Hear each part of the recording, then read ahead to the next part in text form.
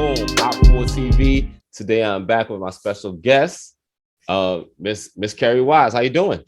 Oh, I'm doing fine, busy, but waiting for the 24th of January, which is when the regular season starts. The regular tax season begins, and it will be ending on the 18th of April. They're not extending anymore this year. Okay.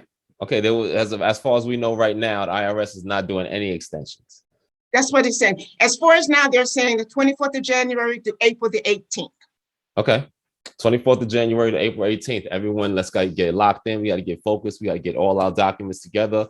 Homeowners, get it together.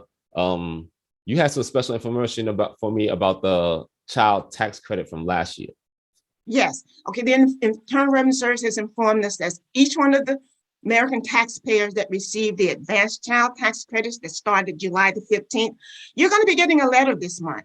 So you can't do your return if you don't want it to be delayed by having misinformation. So what they're saying is these letters should be coming to you shortly because they mailed them out the beginning of the year. Oh, so wow. You'll need your letter. I don't know if there are codes on this letter. I don't know what it's going to say, but it lets you see what they have on file for you that was given to you in your bank account. That's great information, because what I believe is what happens is people go to these off-brand places, H&R Block, Jackson Hewitt, all of this and all of that, and they look to get their taxes done. But then they don't have that information. So exactly. What happens when they get files without it? What happens is last year, 25 million Americans' returns were held up because of that same reason. Now, if you ask the client, what was your stimulus payment? Like, we received stimulus payments in 2020, and we also received payments beginning in 2020. I think it was in April, you received your first stimulus, and the end of December, you received another stimulus. Now, if that information was incorrect and the computer didn't have what you had given your taxpayer, your return was delayed. Wow. Your refund was delayed, and there were 25 million people that did not get their refunds, and I don't know how many of them still may not have received refunds for the 2020 taxes. That's crazy. I know a lot of people out there depend on that. People use that money to fulfill their dreams, to chase their ambitions. And I know they definitely depend on that. What other information do you have as far as changes coming into the 2022 tax season that we need to know? Okay, another information is the Internal Revenue Service is alerting our taxpayers that your refunds may be delayed this year because of the lack of staff. A lot of the agents now are working at home. There's not a lot of the agents in the office itself, so they're alerting you right now that your refund may be delayed. That's scary. That's scary, yes. Because the COVID Omicron is running around here. Everyone's sick.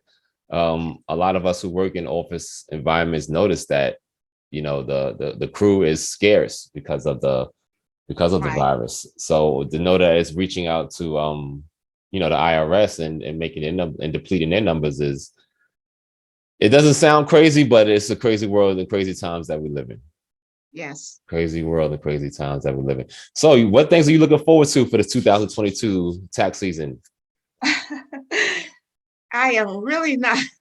My clients are really spoiled. I give them that extra care.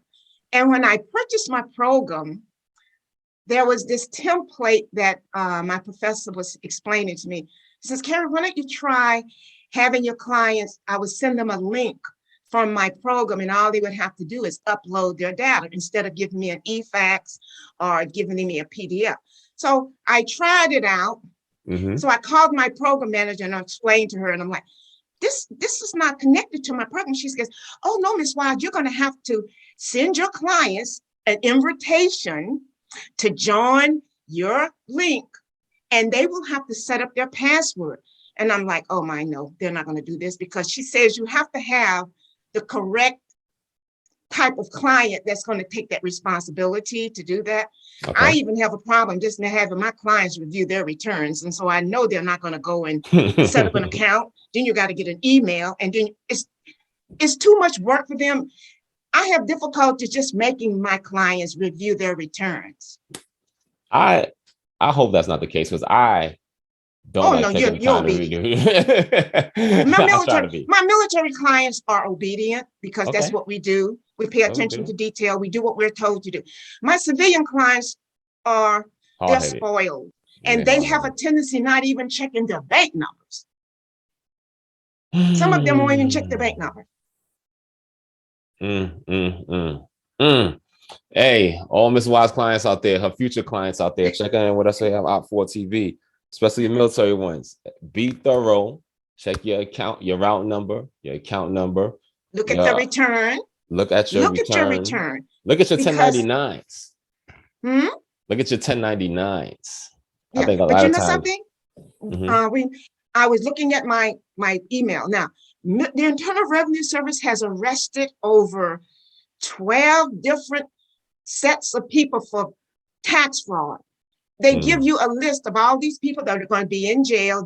These people are getting 20 and 30 years for filing fraudulent tax returns. They are still doing it. They have arrested, I don't know how many different ministers, businesses that are fake. They are not real. And they are filing these fake tax returns, getting refunds. Don't do it. They're in jail. Don't do it. I'll write them in jail. You know what I'm saying? I make time, you know what I'm saying? My people's locked up. Any words or any ideas that you have that you want to share with the viewers and listeners about what they can do this year to make their e-filing go smoother? Well, the first thing I would tell everyone is today is the 13th. Most of the documents, if you're not having a green, if you don't print your own forms, what you should do is you need to put yourself a folder aside. Every type of mail that comes into your mailbox that looks like it could be attributed to your taxes, put it in that folder. So that way you won't have things scattered all over the house. You don't know what this is. You don't know what that is. Put all of your legal documents into a folder. When it's time for you to do your taxes, you get that folder, you take it to your preparer, and your preparer should go over these documents with you. And when you do the return, it's so important for you guys to look at what is being processed for you. It is so easy for you to look at one document. And if you don't review your return, and you really don't know if your preparer is credentialed, if your preparer may be a family member, it may be a person you met someplace. I have some clients that actually told me that they met a tax preparer in a bar. A bar. He was not a legitimate person. This was a person that would say, oh, well, I do taxes. And that's the first thing that the Internal Revenue Service tells you. If you're meeting your tax preparer in a trailer, if you're meeting the tax preparer at a hotel, if you're meeting your tax preparer in a bar, that should tell you there's something wrong. Yeah, you should be meeting them in a professional environment.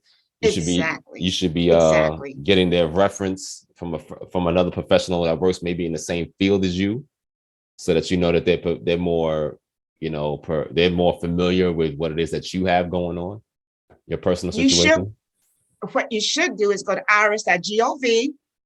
Click on tax pros.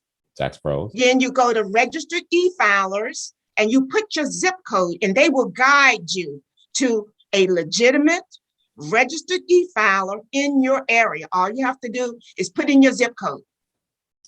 Again, let's go to irs.gov. Tax pros.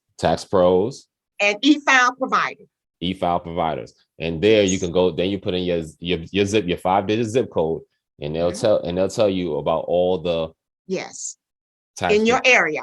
That's awesome. That's the information we need. That's the information we need to get out to our viewers.